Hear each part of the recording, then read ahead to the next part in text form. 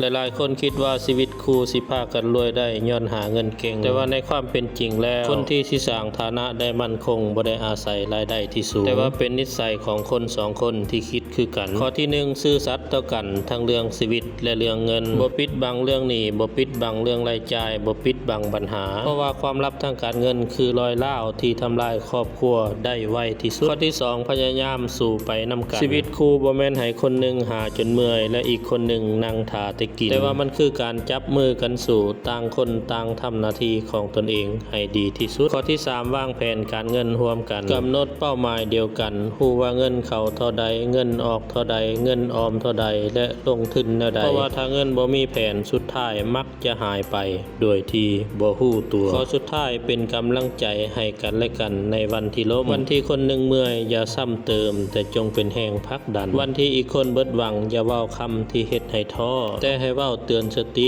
กันว่าเฮาจะผ่านมันไปนำกันฉะนั้นแล้วผัวเมียที่ซื่อสัตย์ขยันวางแผนคอยประคับประคองกันถึงจะเริ่มต้นจากศูนย์ก็มีโอกาสที่จะสร้างฐานะที่มั่นคงได้แต่ว่าถ้าต่างคนต่างคิดต่างคนต่างใช้ต่างคนต่างอยู่เฮาหาเงินมาได้หลายส่ำใดความมั่นคงก็เป็นเพียงแค่ความฝันที่บ่มีวันที่จะไปถึงจำไว้เด้อ